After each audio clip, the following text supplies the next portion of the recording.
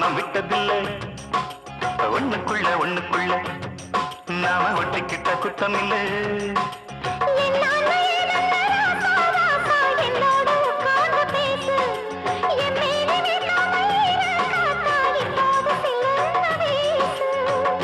ஊத்தி வச்ச பூவித சிறந்து தூத்தி கொடு வாலிபவிருந்து கொடுக்கவோ எடுக்கவோ